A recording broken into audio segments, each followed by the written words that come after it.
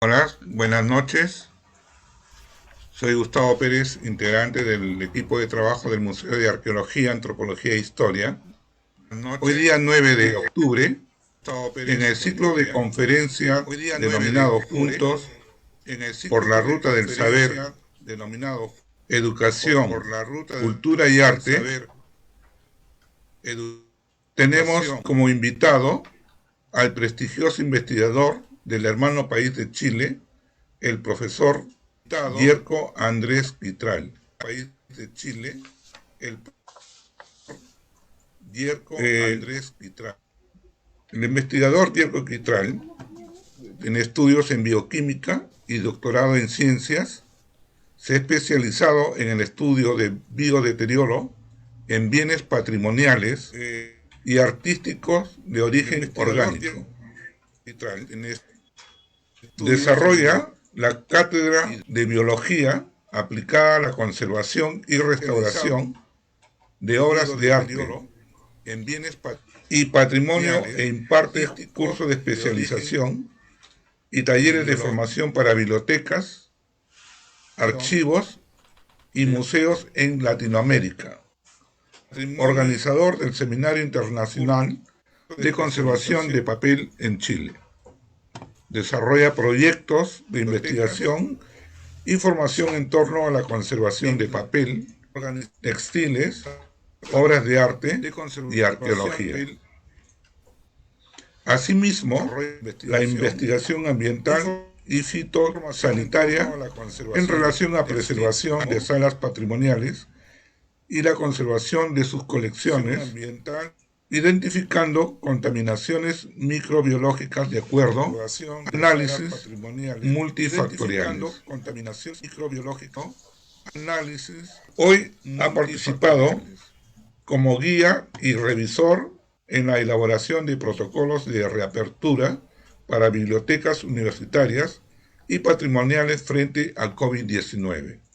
Impartió el curso de Fundamentos Técnicos para la elaboración de protocolos de bioseguridad en bibliotecas y recientemente publicado el artículo Bibliotecas frente a la pandemia COVID-19, fundamentos y acciones en Latinoamérica. En la revista de Dirección General de Bibliotecas de la Universidad Nacional Autónoma de México.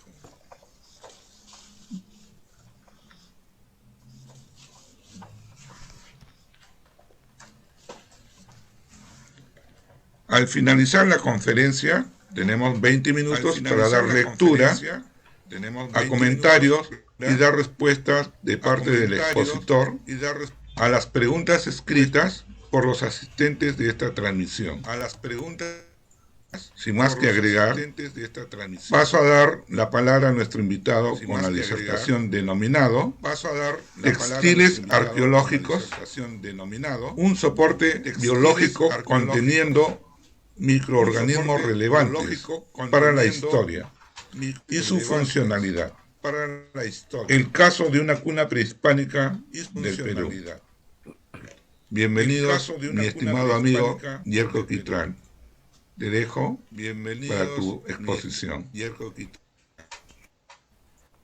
Hola,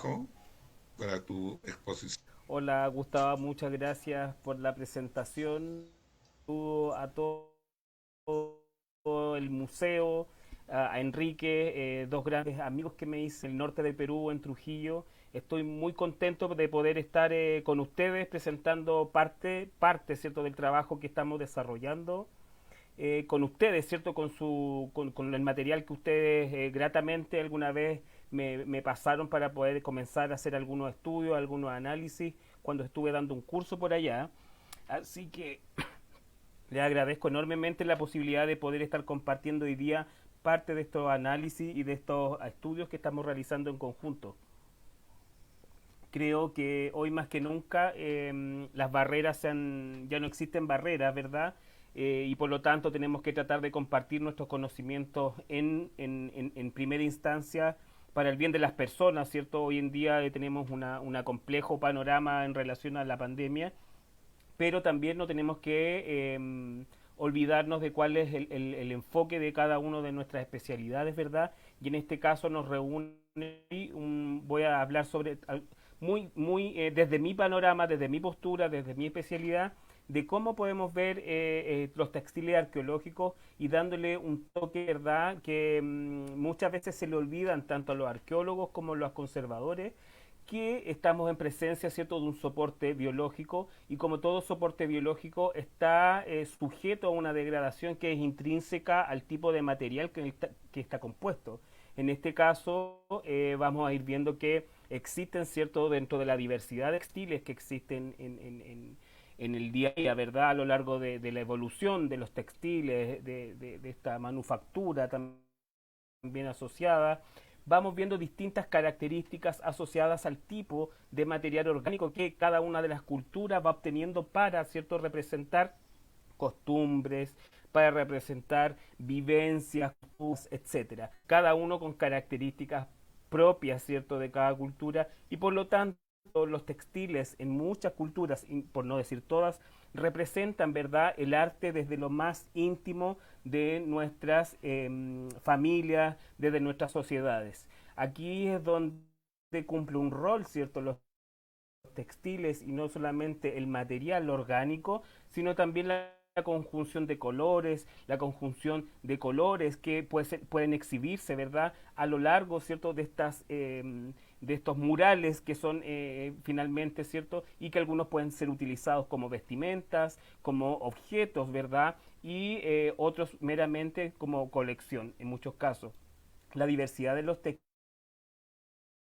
textiles tiene que ver, ¿cierto?, porque dumen, ¿cierto?, de que los textiles finalmente, los textiles, no finalmente, los textiles se pueden clasificar de acuerdo, ¿cierto?, en base a una composición química bastante determinada, donde existen dos grupos principales, donde tenemos que tener muy claro que existen textiles de origen natural y otros que vienen desde la manufactura, ¿verdad?, que son fabricados por el hombre, pero que también algunos de ellos poseen, por ejemplo, una base orgánica, con algunos polímeros, algunos como la celulosa, algunos son envases de proteínas, de gomas, etcétera. Algunos de los más conocidos, ¿cierto?, de origen natural, están fibras de yute, están también las lanas, la alpaca, de camello, llama. Ustedes saben mejor que nadie, ¿cierto?, en Perú, de la diversidad, ¿cierto?, de este tipo de material, ¿cierto?, que se ha implementado no tan solo para ser utilizado, ¿verdad?, como un elemento protector, ¿cierto?, para el frío. La cordillera, ¿verdad?, en muchos países andinos están muy de la mano de toda de esa cultura a lo largo del tiempo, sino que también evolucionan a lo largo del tiempo y se van obteniendo una conjunción de textiles que, ¿cierto?, van también dando una mirada acerca de la evolución manufactura, ¿cierto? Y por otro lado también del tecnicismo, ¿cierto?, que se va apropiando de las culturas. Dentro de los principales agentes de deterioro que encontrar, ¿cierto?, en mayor o menor medida de los textiles, siempre se ha hecho hincapié en la luz visible o ultravioleta, en la temperatura, la humedad y plagas. Esto está bastante esquematizado y bastante claro a lo largo del tiempo desde el punto de vista de la conservación. Estos son procesos de deterioro que se han estudiado bastante de forma muy acabada, y por lo tanto hoy en día una postura de que también yo el que planteo en algunos trabajos es que estos agentes de deterioro que están bastante bien definidos y que lamentablemente en algunos casos, como vamos a ir viendo a lo largo de la charla, no se tienen control de muchos de estos factores, ya sea porque los museos no están acondicionados desde el punto de vista de la preservación y la conservación, o también yo estoy sacando a menudo ahora, estoy diciendo que uno de los factores agentes de deterioro más relevantes dentro de las colecciones orgánicas es la manipulación por el hombre. Dentro de los textiles arqueológicos en general es una como todo el resto arqueológico tiene un contexto, ¿verdad? Ustedes los arqueólogos y los que trabajan en este contexto saben lo complejo que se transforma un objeto desde el momento en que se retira de un lugar de alguna excavación. Por lo tanto, los elementos que nosotros estamos sacando de una excavación tienen características bastante particulares en relación a la contaminación, a los microorganismos que pueden estar presentes dentro de este objeto. En este objeto aquí vemos un bolso, ¿cierto? Un resto de un bolso, tejido, eh, y puede presentar más o menos deterioro, daños físicos, y por lo tanto un elemento que se ve a simple vista que tiene algún daño puede ser capaz de contener, ¿cierto? Algún microorganismo o algún patógeno que sea capaz incluso de poder enfermar a las personas que tenga contacto directo con este objeto. Hoy más que nunca ha quedado de hecho que los objetos, hablando en relación a la pandemia, los objetos son vectores pasivos de muchos microorganismos y de muchos patógenos como el SARS-CoV-2.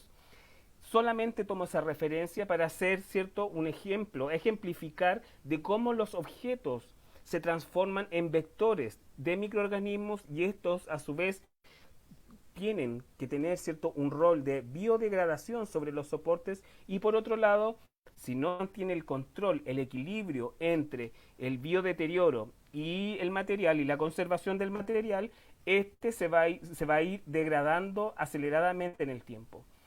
Se acelera la degradación. ¿Por qué? Por la manipulación. Muchas de las personas que manipulan, ¿verdad?, los objetos son investigadores, algunos objetos están para el uso del público, y sobre todo el personal que muchas veces y lamentablemente dentro de instituciones con bajo presupuesto es personal que no tiene las capacitaciones necesarias para, por ejemplo, desinfectar textiles muy delicados, textiles que tienen 2000 años, 3000 años, no tienen, cierto, las capacidades ni las actualizaciones técnicas necesarias para poder abordar un tema complejo sin, cierto, eh, degradar el material. Incluso cuando se hacen limpiezas muy básicas se ha perdido material relevante desde el punto de vista arqueológico y por lo tanto de la historia, en procesos que suelen ser muy sencillos, son el aseo, la limpieza. También hay que tener en cuenta que el contexto, muchas veces se piensa en una pieza como si fuera un valor unitario, lo es, pero se pierde el concepto de cuando tenemos una gran colección. Una gran colección tiene, cierto, otras propiedades y tiene características que pueden hacer a lo largo del tiempo que, por ejemplo, el depósito tenga una contaminación que no sea apta para la manipulación de los conservadores, de los arqueólogos o de las personas que necesitan ir a buscar un material de estudio. Todos estos eventos a lo largo del tiempo, si no se pone una barrera para poder limitar esta condición de degradación, se va a ir aumentando en el tiempo y se aceleran estos procesos de degradación, la degradación mecánica, la degradación química y también la biológica. Son factores que en comunión uno con el otro van aumentando y acelerando este proceso de acuerdo al tipo de materialidades que esté compuesto el objeto. Por lo tanto, es tal, y sobre todo ahora que muchos de los países estamos trabajando después de un largo confinamiento, después de 5 meses, 6 meses, incluso 7 meses, países que están en confinamiento total, los depósitos de colecciones relevantes han estado sometidos a un cierre total. Este cierre total puede traer consecuencias muy graves dentro de las colecciones que son más sensibles a la degradación biológica, como lo son los textiles, los fardos, etcétera.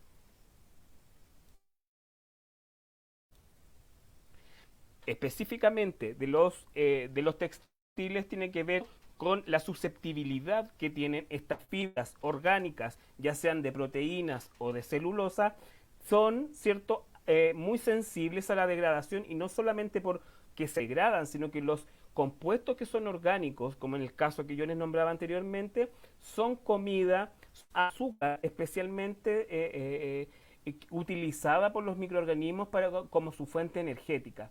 Por lo tanto, esto no es un problema de microorganismos o no, sino que esto es el flujo de energía que se da en la naturaleza. Si nosotros exponemos los objetos, los textiles, a variaciones de temperatura que son indicadas para el desarrollo de microorganismos, vamos a tener una colonización y por ende vamos a tener una degradación más o menos acelerada en el tiempo. Acá se observa, ¿verdad?, una microscopía y se observa en el cuadro en rojo una, una pequeña degradación de la fibra, una pérdida de la continuidad de la fibra, y esto es un ataque biológico. Y por lo tanto, nosotros podríamos decir que estamos en presencia de un nivel menor, ¿verdad?, de una degradación. Cuando uno hace análisis más específicamente de fibras, uno puede ver incluso esporas que estén adentro de en la comunión con estas fibras, pero estas esporas, cuando no tienen el ambiente de humedad relativa necesario o la contaminación necesaria para poder llevar a cabo su desarrollo, se mantienen en este estado por mucho tiempo. Es por eso que la principal estrategia para contener, para preservar los textiles, es una limpieza recurrente.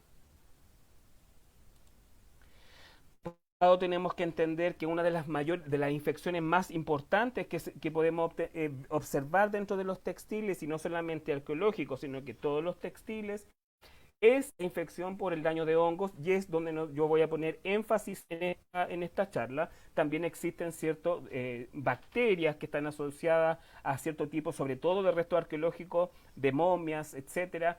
Por lo tanto, vemos que el daño y la infección por los hongos no tan solo tener la pérdida de continuidad de la fibra, sino que cuando este daño sigue en el tiempo y es avanzado, se comienzan a secretar, ¿verdad?, sustancias químicas, compuestos químicos que van coloreando estos textiles, y por lo tanto va disgregando y va entregando una coloración que no es propia del textil. Acá aparecen manchas, se decoloran muchos de sus áreas, también disminuye la acidez y por lo tanto puede llevar a una despigmentación y degradación en el tiempo de partes bastante importantes de los textiles. Por lo tanto, como nosotros vamos bien, si nosotros no ponemos una etapa de preservación que es importante en la limpieza, los procesos de degradación son muy difíciles de controlar y puede llevarnos hasta perder la continuidad de la fibra en grandes áreas y perder información que es relevante tanto para la historia como para el material que tenemos guardado en ese momento. Como vemos acá, hay, si bien la restauración, ¿verdad?, da una contención, una segunda vida a muchos de los objetos y bienes patrimoniales, en muchos casos, como vemos acá en la figura de la mano derecha, hay objetos que llegan a un nivel tan grande de deterioro biológico que es irreversible es irreversible, ¿cierto?, este daño, y por lo tanto no hay acción de restauración que pueda, ¿cierto?, llevar a la mantención de estos restos, porque ya dejaron de ser textiles, si ya que pasan a ser otro tipo de compuestos ya degradados, y por lo tanto ya dejan de tener esta capacidad de estar unidos a la fibra, y por lo tanto se pierde la continuidad total tanto de la información como del bien patrimonial.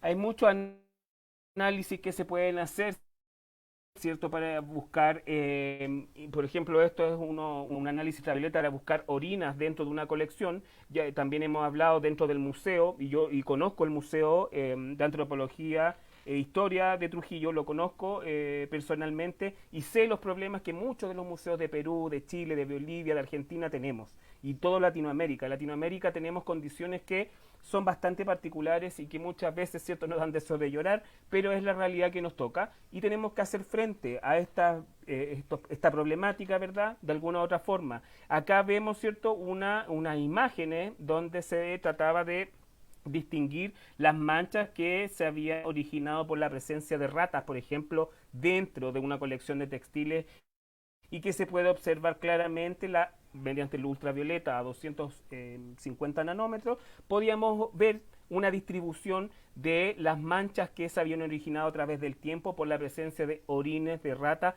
en la colección de textiles. Esto nos ayuda a nosotros, primero, a darnos cuenta de que tenemos una infestación de animales que tiene que ver meramente las plagas por ratas a esta altura, tiene que ver que el edificio no está adaptado para la contención de nuestra colección. Si entran animales roedores de ese tipo a una colección, nos está diciendo que es el edificio el que no está cumpliendo las condiciones necesarias para poder resguardar nuestra colección. Por otro lado, tenemos que entender, ¿cierto?, que si nosotros tenemos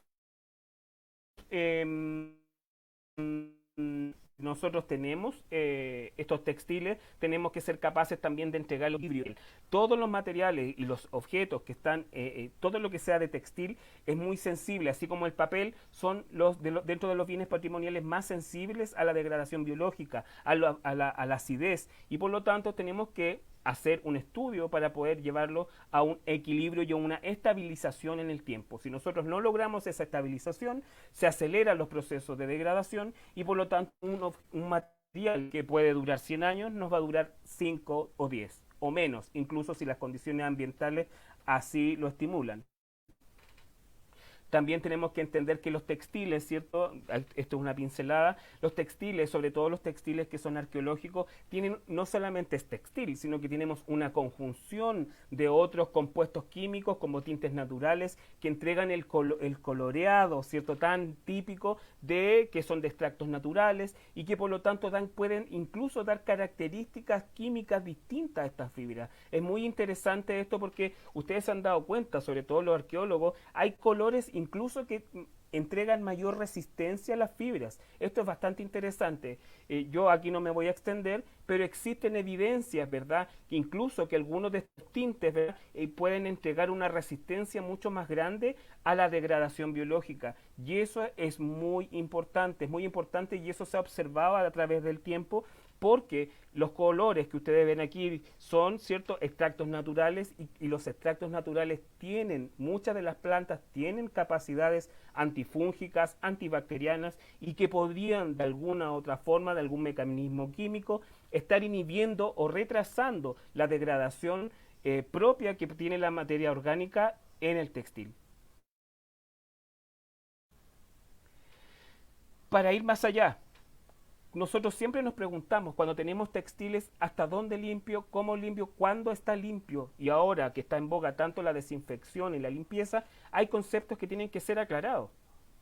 Muchas veces acá estas son imágenes de un microscopio de un textil arqueológico y por lo tanto, para que vean la cantidad, a la mano izquierda se encuentra, ¿cierto?, un textil que está completamente cohesionado porque estuvo muchos años, cientos de años abajo en la tierra. Cuando un objeto como un textil está tantos años bajo la tierra, cambia su composición química alrededor y por lo tanto las sales, todos los microorganismos que componen este nuevo este mundo, ecosistema que se crea por ejemplo, en una excavación, en algo que está enterrado, es un micromundo, es una microbiota bastante específica que a lo largo de los años se estabiliza y por lo tanto eso hace que puedan permanecer 100 años, 2000 años, ¿cierto? Esperando que de un día para otro un arqueólogo los saque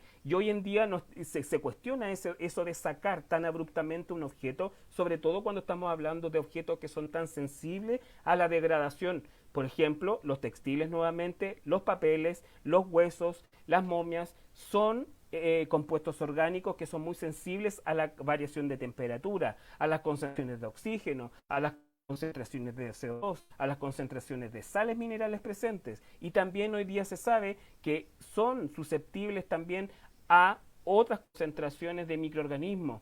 Hace 2000 años atrás nosotros teníamos otro tipo de microorganismos, otras enfermedades y que pueden, bajo ciertas circunstancias, poder permanecer dentro de estos objetos a lo largo del tiempo. Por lo tanto, estos textiles que nosotros aquí a primera instancia vemos fibras, ¿verdad?, pueden contener una información relevante, rica en relación a la historia que cuenta, ¿cierto?, este objeto, o también en relación a la microbiota, a este ecosistema que está acompañando al objeto y que puede de alguna u otra forma entregarnos características de la vida, de la manipulación del objeto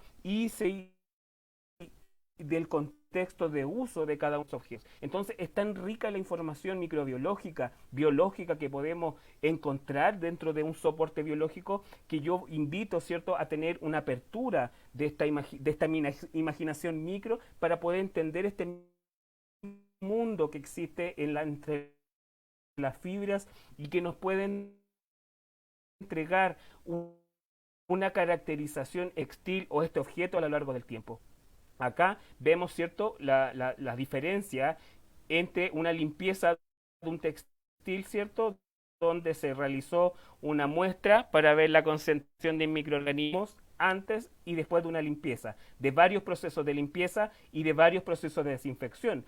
Para que entiendan, un nivel de suciedad o de contaminación como la que se ve a mano izquierda necesita varios ciclos de limpieza y ciclos de desinfección para llegar llegar a obtener un cultivo que no dé positivo a ningún microorganismo.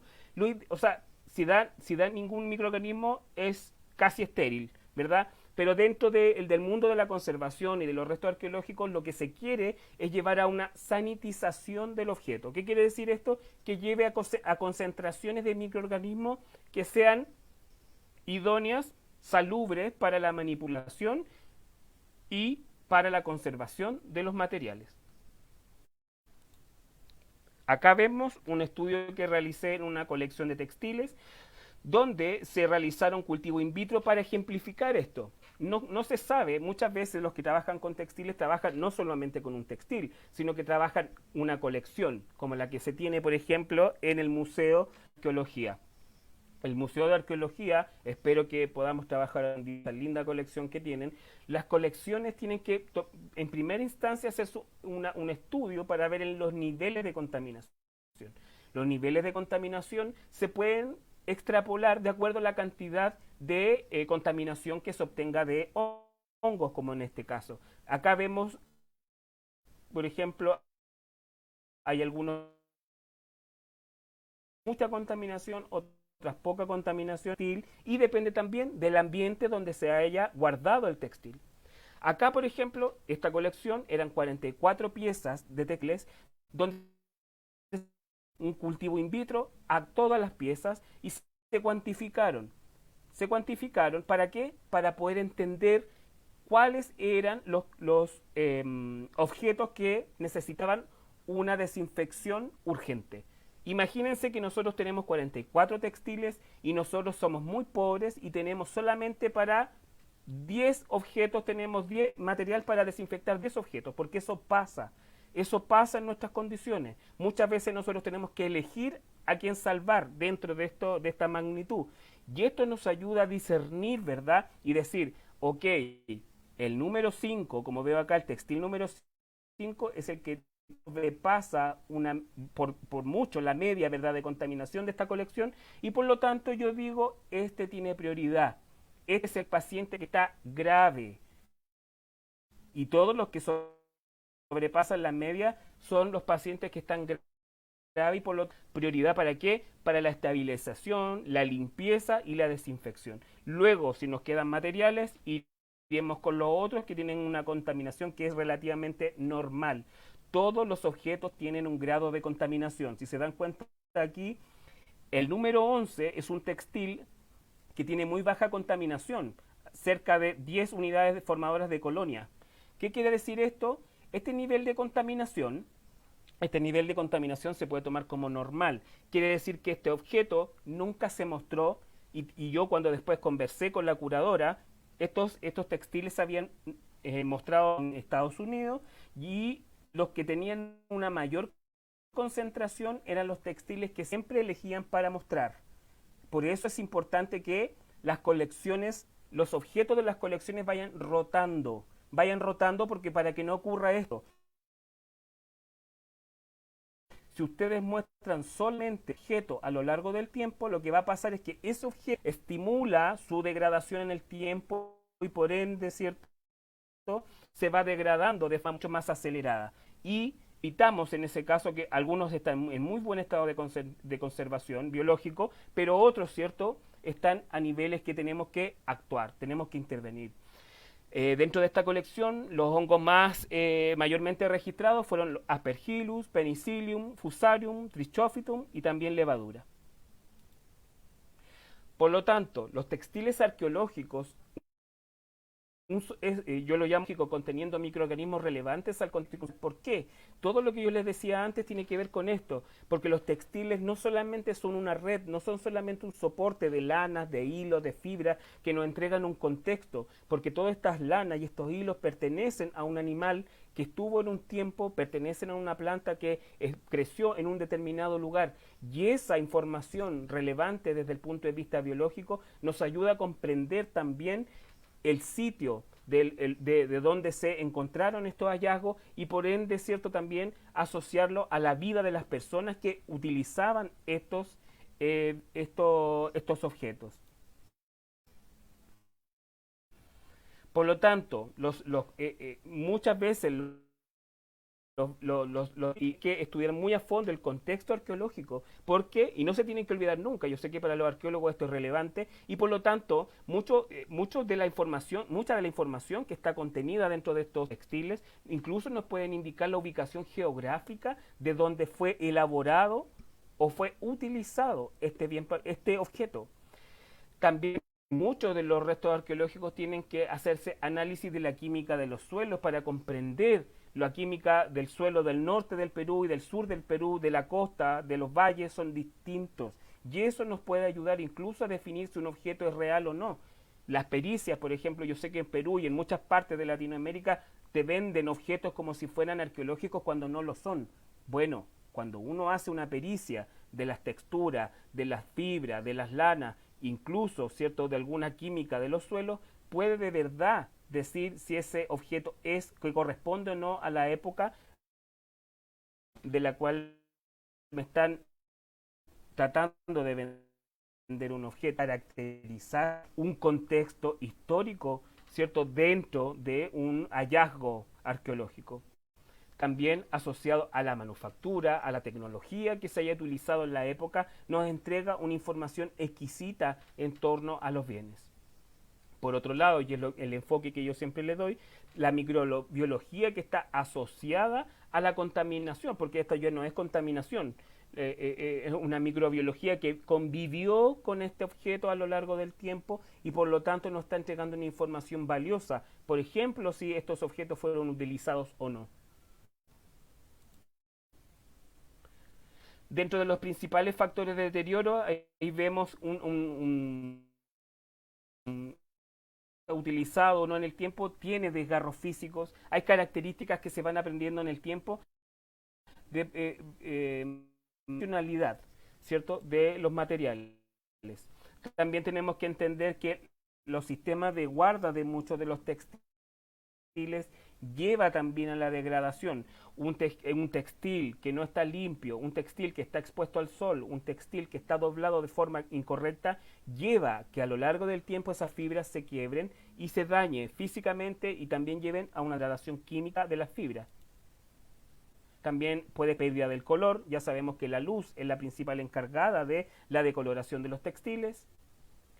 Y por lo tanto, todo este contexto que yo les he comentado antes tiene que ver porque cuando yo estuve en el museo, ¿verdad?, de arqueología, estuve la posibilidad de poder dar un curso allá y gratamente pude encontrarme, ¿cierto?, con Enrique, el director del museo, a que le mando un fuerte abrazo, y a Gustavo, un gran compañero, que ellos amablemente me entregaron, cierto, la posibilidad de poder observar sus textiles, observar la colección maravillosa que tienen allá en Trujillo, y por lo tanto yo les agradezco esta posibilidad de poder comenzar a realizar lazos de investigación en torno a una cuna que habían recibido, ¿cierto? Una cuna prehispánica, que fue muy interesante porque esta cuna no solamente la prestaron para poder fue hecho de investigación, la estamos investigando,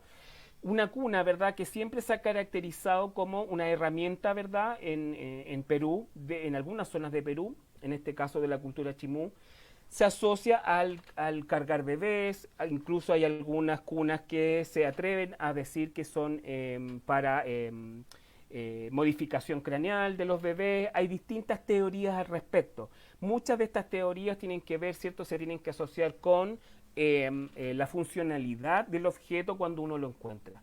Por lo tanto, dentro de este contexto que nosotros nos conocimos y empezamos a estudiar este objeto, tenemos que entender, ¿cierto?, que, bueno, la cultura chimú está al norte costa de Perú y por lo tanto es una cultura relevante. Yo siempre me gusta hablar de la cultura chimú y de otras tantas que tienen ustedes tan magníficas, porque siempre nos centramos en los incas, ¿verdad? Pero es una cultura importante y relevante, yo lo sé que es para Perú, es la cultura chimú. Y por lo tanto es necesario que se visibilice, ahí estoy yo, para que vean la altura que tengo yo, un mínimo al lado de esta majestuosidad, y por lo tanto este objeto que encontramos, que encontraron en el museo, ¿verdad? Y que a primera instancia se creía que incluso se podía no tener mucha importancia, siempre pasa lo mismo, ¿cierto? Se fueron considerando que esta cuna podía tener alguna relevancia dentro de este hallazgo y yo que tenía que, yo no yo, sino que en mi curso teníamos que estudiar la degradación biológica de un objeto que fuera arqueológico y este calzaba, pero magníficamente porque, ¿qué es lo que tenía? Tenía partes, estaba completamente, ¿cierto?, hecha de un encañado, cordeles, hilados, está hecha por capas, tienen una cinta específica para la cabeza, para el amarre de la cabeza del niño, unos textiles específicamente adosados a la cabecera, tenía capas intermedias, le daban resistencia a esta cuna y entre las capas que existían entre el cordel grueso y la capa inferior, también se encontraron chaquiras y pelos enrollados por debajo de las capas que este bebé, ¿cierto? Eran pelos de bebé que estaban con unas chaquiras entrelazadas dentro de la capa de fibra. Eh, en este contexto que uno ve este material muy dañado, tiene que ver con la funcionalidad. Aquí vemos también que esto tiene relación también mucho con lo que está pasando hoy. En Lima y en Perú en general, ahí tiene la humedad muy alta y el aumento de la temperatura lleva a que en esta época en general estén apareciendo muchas de las plagas de insectos, así que yo los invito a que revisen sus colecciones, así que por favor si tienen alguna duda me lo pueden hacer al final de la charla. Aquí vemos cierta presencia de carcomas en mínima cantidad, pero existió. Por lo tanto, también hostilidad al tacto de la estructura, esta estructura que vemos acá arriba sobre la cabecera que le da está muy frágil, estaba todo con presencia de cartón interno, por lo tanto, a más mínima presión se quiebra. También encontramos pérdida del material, como habíamos visto, mucha desintegración de las piezas, pero se encontraba, ¿cierto?, todas las piezas en su lugar, pero por lo tanto había que tratarla con mucho cariño. Dentro de este contexto, ¿verdad?, encontrábamos ciertos hilados finos, gruesos, de fibras, y teníamos mucho, bajo esta perspectiva muy macro, ¿verdad?, de esta fotografía, no podíamos sacar grandes conclusiones. Claro, en primera instancia hace un dibujo, que es en lo que estamos trabajando ahora para una publicación. Se va a hacer un dibujo, ¿cierto?, de las distintas capas que tiene esta cuna, y por lo tanto se van a hacer una caracterización de la estructura por capas que se observó dentro de la cuna y también, ¿cierto?, muestra representativa la microscopía de todos los lugares de la cuna, desde la parte superior de la caña brava, de los textiles de la cabecera, de las junturas, de los algodones que estaban presentes, de la almohada, etcétera, etcétera, etcétera, para tener un contexto de los materiales que estaban, ¿cierto?, dispuestos y disponibles dentro de esta estructura. Dentro de las fibras vegetales se encuentran vegetales hiladas que no eran, ¿cierto?, no tenían proceso y que daban la mayor resistencia en la cuna, estaban estas fibras vegetales que estaban en muy buen estado de conservación. Dentro de la microscopía óptica que se realizó, ahí observamos las fibras, ¿cierto? Y por lo tanto se observa que también esta caracterización nos entregaba una visión tanto del estado de conservación como del posible estado microbiológico que tenía este contenedor, esta cuna. Les voy a mostrar otras imágenes más grandes. Entonces aquí también vemos que algunos de los hilados estaban, esto es algodón, ¿cierto? Es típico de algodón este giro enrollado. Entre mayor el giro puede dar mayor resistencia, por lo tanto es bastante interesante lo que nosotros empezamos a encontrar acá. Acá también muestro mejor, con una mejor fotografía, las fibras vegetales que estaban encargadas de dar la estructura más firme a la cuna. También aquí hay otra que era mucho más firme y la que estaba entre las distintas capas, que solamente la puedo nombrar fibra vegetal porque no puedo tener no puedo decir qué especie con este tipo de análisis.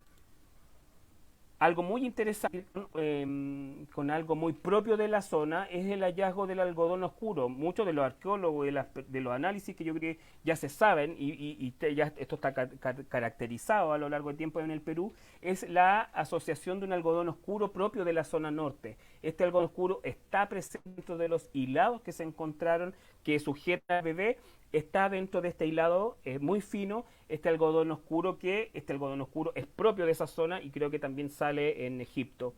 Este algodón, tengo que decirlo, para mí fue muy motivante, fue muy lindo poder encontrar este registro por microscopía, ya que este giro al microscopio se ve impresionante, llega a dar una difracción de el giro tan lindo que da, y por lo tanto para mí esto es algo que sirve mucho como para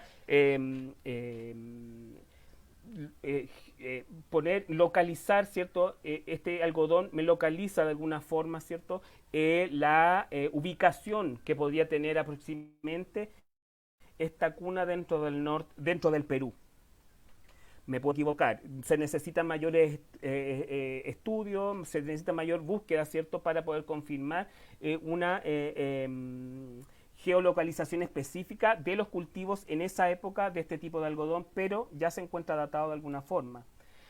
Dentro de otros elementos se encontró, ¿cierto?, también el algodón blanco, que también una de las características muy lindas que me llamó la atención es el giro. Nuevamente lo digo, este giro que es propio del algodón, pero ahí yo voy a decir algo muy personal, tiene que ver con la calidad de algodón que tiene Perú.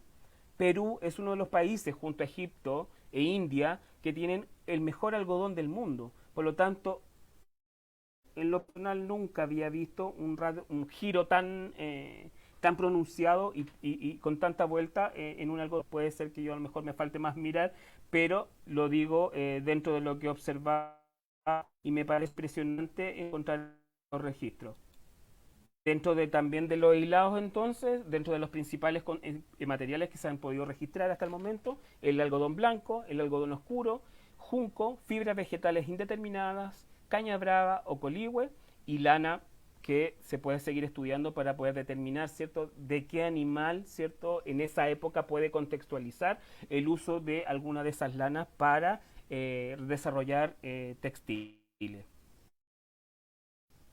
Acá se conservación, acá vemos, esto no son lanas, estos siguen siendo las fibras, ¿verdad?, que van entrelazando y van haciendo esta trenza para poder conectarse y poder dar la mayor firmeza a esta estructura que tenía de alguna forma que sostener a un bebé. A mí, dentro de las conclusiones que estamos sacando con Gustavo, dentro de esta discusión y dentro de lo mucho que se habla, porque como yo le decía, hay una diversidad de artículos que pueden hablar de cunas que son deformadoras de cráneos, a otras cunas que son transportadoras. Yo creo que con los hallazgos que tenemos, esta cuna puede ser una cuna transportadora. De la cuna se decidió en toda esta cuna tomar muestras microbiológicas para observar si existía de alguna forma una correspondencia de la contaminación dentro de la cuna con la funcionalidad que podría tener esta cuna anteriormente.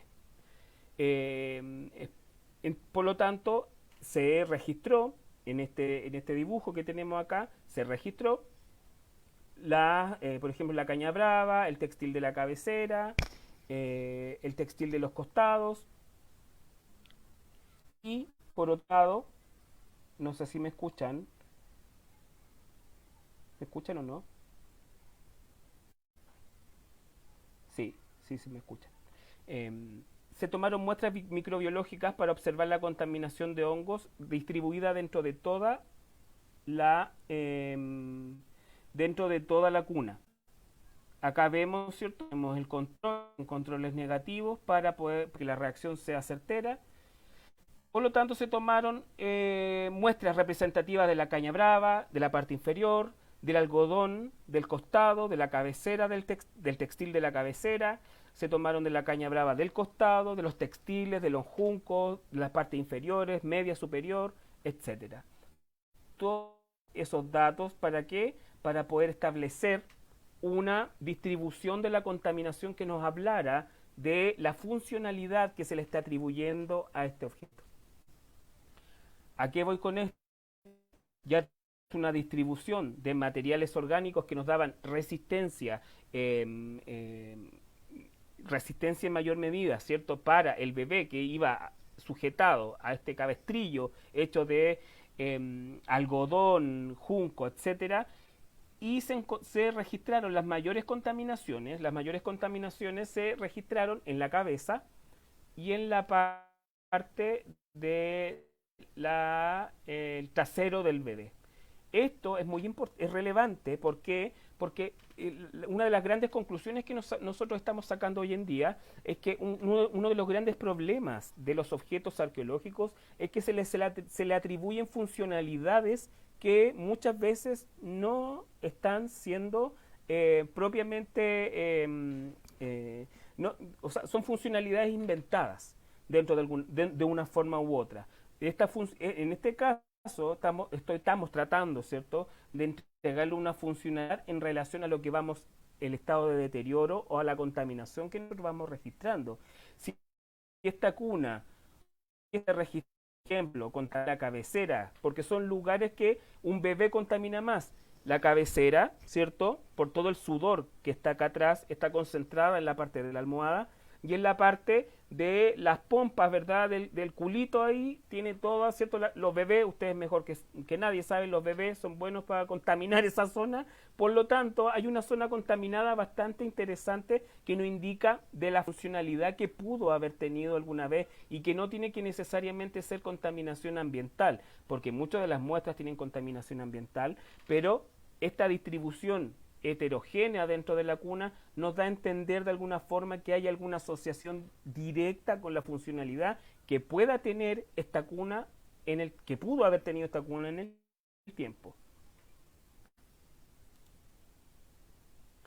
Esta cuna tiene un estado de conservación malo y por lo tanto algunas de las consideraciones para su conservación está la limpieza en seco, por aspiración suave, realización de consolidación de la cabecera y de toda la estructura, porque esta estructura, si no se consolida, se va a perder a lo largo del tiempo. Se necesita realizar una desinfección por medio de vaporización, etcétera, una fumigación preventiva, incluso por dentro con inyecciones especiales a lo largo de la estructura, porque pueden haber comas aún adentro. Tiene que realizar una envoltura especial libre de ácido y llevar a temperatura y humedad relativa constante. Y todo objeto que se encuentre contaminado debe realizarse una revisión periódica, semanal, mensual, semestral, etc. Por lo tanto, algunas de las principales conclusiones, y no solamente para esta estructura, sino que para todos los que cuando queremos conservar tenemos que determinar el estado de conservación de la estructura completa, asociada a cada materialidad constituyente. ¿Qué quiere decir esto? Que todas las estructuras tienen sensibilidades distintas al deterioro químico, al deterioro físico y al deterioro biológico. Hay estructuras que son mucho más resistentes a la degradación biológica y hay otras estructuras que son mucho más sensibles a esta degradación. Dentro de la identificación de la variedad de fibras hay que tratar de entender la composición orgánica que tienen los textiles. Fibras naturales pueden ser animales, vegetales, y por lo tanto estas son utilizadas en entregar una funcionalidad. No solamente son un soporte, sino que cumplen una función de soporte, en este caso de la cuna, de resistencia para el bebé, etcétera. También se debe determinar el uso posible de la cuna de acuerdo a los análisis microbiológicos. Se le atribuye una posible funcionalidad que realiza una funcionalidad que fue utilizado esto en el tiempo y no solamente fue una cuna que estuvo de adorno, porque pudo haber sido que encontramos una cuna pero que nunca fue utilizada. Posteriormente, una propuesta de intervención para la estabilización de la estructura.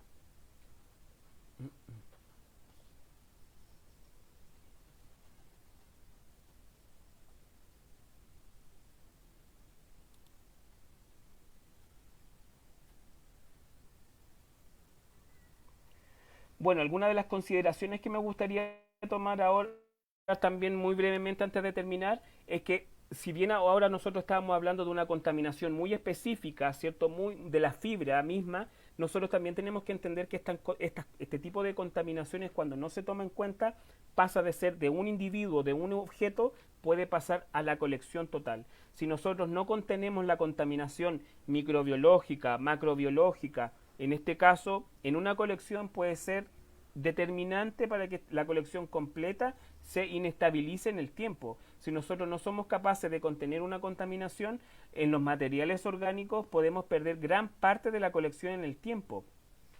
Algunas de las fotografías, y esto sale a colación porque debido a la pandemia hemos estado muchos de los museos cerrados por largos meses. Ahora estamos entrando en una etapa de calor, ¿cierto? Chile, Argentina, Perú, Bolivia, Ecuador, estamos, ¿cierto?, entrando al verano y por lo tanto están apareciendo plagas. Aquí hay ya me mandaron fotos del museo, ¿cierto?, donde están apareciendo excrementos, orines de murciélago, etcétera, y por lo tanto están dando cuenta de la aparición de plagas macros y micros, porque también tenemos que entender que hongos se hacen presentes asociándose a plagas de ratones, de palomas, de cucarachas, etcétera. Tenemos que entender que en conservación las arañas no se consideran una plaga porque las arañas buscan anidarse dentro de los objetos y no comerse los objetos. Hay una diferencia. Por lo tanto, se les denomina microorganismos no plaga. Organismos no plaga. Y tiene que ver directamente con el estado de preservación del museo. Si usted tiene arañas, tiene que considerar una fumigación, ¿cierto?, periódica para que no aparezcan eventualmente dentro de los objetos y dentro de las vitrinas. Acá también se han encontrado restos de cucarachas, polillas, y estos pueden ser muy mal porque muchos de estos insectos, si encuentran un textil abierto y encuentran las condiciones de humedad y temperatura, van a entrar y pueden anidar dentro de estos objetos que les dan calor y humedad relativa idónea para reproducirse. También se están o no daños, sino que se están evidenciando el moho, polvillo en la parte interna de los módulos y dioramas en la sala de exposición. Eso tiene que ver, ¿cierto?, con largos quizás periodos de encierro del museo, humedad relativa alta por el invierno que ya estamos pasando y debido también a la falta de ventilación de esta sala. Esto, para terminar, quiero terminar porque una parte es la microbiológica, pero hoy en día tenemos que tener cuidado en los museos con el coronavirus. En Perú, lamentablemente, y le envío un fuerte abrazo a la distancia a todos, tengo muchos amigos de Perú, y sé que está muy grave la tasa de mortalidad. Por lo tanto, cuando reabran los museos, si es que abren, tienen que tener consideraciones no solamente en la manipulación, porque ya he visto, hablar acerca de eso, que los objetos se convierten en un vector potencial del virus, del coronavirus. Pero por otro lado, hoy día uno de los mayores factores que se está atribuyendo a la contaminación es la contaminación en aerosol en espacios cerrados. Un espacio cerrado con poca ventilación, con flujo de aire, es el lugar ideal para contaminarse y poder enfermar con coronavirus. Hoy en día están saliendo nuevas cepas en Sudamérica y por lo tanto tenemos que tener especial cuidado en el tipo de ventilación que vamos a utilizar dentro de las salas, no realizar reuniones masivas dentro de lugares cerrados y por lo tanto los lugares de trabajo tienen que ser acondicionados para realizar una labor en condiciones de distanciamiento social adecuado y ventilación adecuada al tipo de lugar.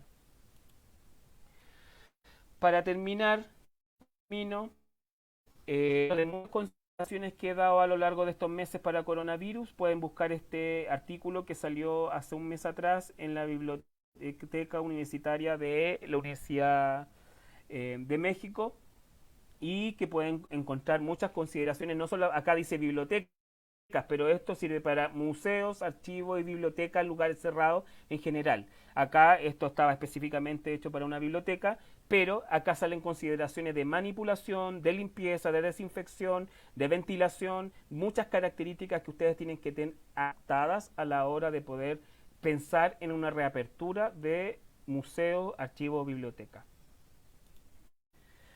Para terminar, muchas gracias. Quiero agradecer al Museo de Arqueología, Antropología e Historia de Trujillo, doctor Enrique Vergara y al señor Gustavo Pérez por su apoyo y cooperación en pro de la conservación de sus colecciones. Muchas gracias.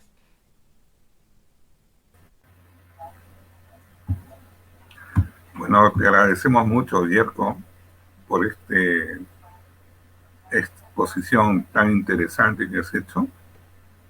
En verdad ha sido de mucha utilidad el tema que has tocado hoy día. Y paso a leer algunas preguntas que han hecho.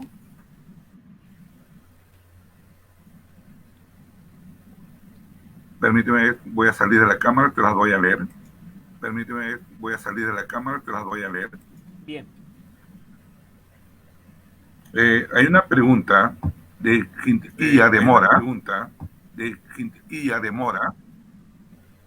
Dice, ¿es posible que estos microorganismos muten y generen daños mayores a la salud de las personas que están en contacto? Los microorganismos en general tienen la capacidad de desarrollar resistencia. Lo voy a asociar a un procedimiento para que se entienda mejor. Hay lugares, hay una costumbre en muchos museos de realizar fumigaciones descontroladas dentro de sus espacios de trabajo. Esto quiere decir que no se tiene control de los químicos que se están agregando sobre las colecciones o sobre la estantería o sobre el edificio. Esto es un problema que está en Latinoamérica bastante integrado porque no tenemos control de las empresas de fumigación que llegan a los lugares sobre todo rurales. Estas fumigaciones, cuando son descontroladas, lo mismo que pasa en un hospital, existe una resistencia microbiológica. Esta resistencia microbiológica, tanto de bacterias como de hongos, puede llevar a la mutación de organismo, resistencia en el tiempo y que se puedan volver más agresivos, tanto para el objeto, para la degradación del objeto, como para la salud de las personas.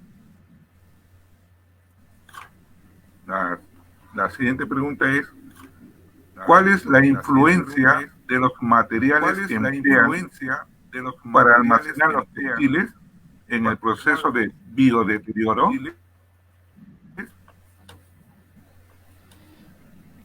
Según lo que entiendo, claro, el proceso de biodeterioro es un proceso biológico normal de los materiales orgánicos, de los compuestos orgánicos. Entonces lo que hace la conservación es tratar de frenar ese proceso, que es normal. Por lo tanto, los materiales que se utilizan en objetos que están con deterioro tienen que ser estables y tienen que tener características de no desarrollar más daño de lo que ya tiene el objeto. Por ejemplo, evitar papeles que sean libres de ácido, evitar la utilización de adhesivos que estimulen el crecimiento de microorganismos. Hay que tener mucho cuidado con los dónde se guarda, en qué tipo de materiales se está utilizando para estabilizar los objetos.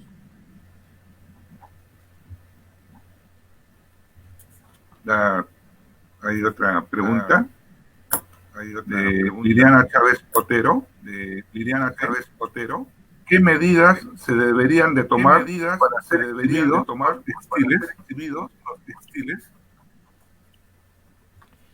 Sí, en primera instancia lo que siempre, o sea, desde lo que yo he aprendido de conservación de textiles también, porque yo no soy conservador de textiles, me dedico al biodeterioro, desde la conservación inicial siempre se tiene que disminuir la presencia de luz directa sobre los textiles inferiores a 50 lux. Un textil o un papel no puede estar sometido a más de 50 lux. Eso es un valor determinado por estudios de conservación. También tiene que verse cómo se expone un textil. Un textil nunca tiene que verse exponerse de forma vertical. Así, vertical, claro, porque las fibras van a soltarse y por lo tanto puede generarse daño físico de las fibras. Son consideraciones que tienen que tenerse en cuenta desde el punto de vista de la estabilización física, química y biológica de los materiales. Ok. Esta pregunta de Camila Patiño. Hola, Yerko. Pregunta de Camila Patiño. ¿Tuviste en cuenta también las bacterias? ¿Qué medio de cultivo utilizaron? No, en este estudio no se estudiaron bacterias. Una pregunta de una compañera con la que estamos haciendo trabajo in situ, María Isabel Paredes.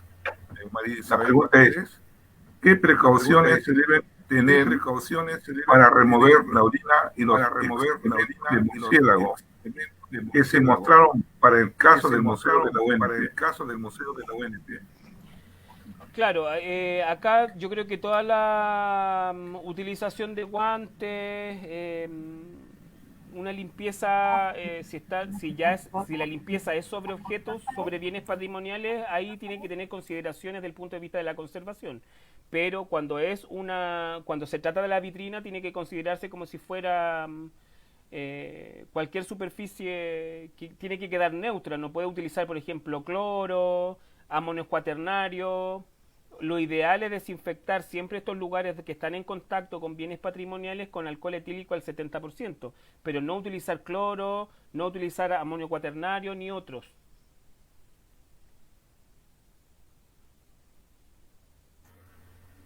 Bueno, tengo saludos de Argentina, de Mercedes Vera, de Perú, de Chepe, Fidel Azañero, de México, de Eva Leticia Sixto, y un saludo muy especial de nuestro director administrativo, que es Enrique Vergara. Bueno, que voy a leer su comentario. A nombre del Museo de Arqueología, e Historia de la Universidad Nacional de Trujillo, agradecemos al profesor Diego Andrés Pitral por haber aceptado nuestra invitación para participar en este ciclo de conferencias. En el poco tiempo que estuvo en el museo, nos enseñó de manera desprendida y profesional las normas básicas de la conservación preventiva de nuestra colección de textiles. Una de las mejores de la costa norte. Este es lo mejor. Escucha, Diego. Será una felicidad cultural concretizar su presencia en el museo para poner en puesta en valor esta maravillosa colección que conservamos. Sumado a ello, siempre estará presente como su sello de garantía, su humildad, que lo convierte en un admirable ser humano.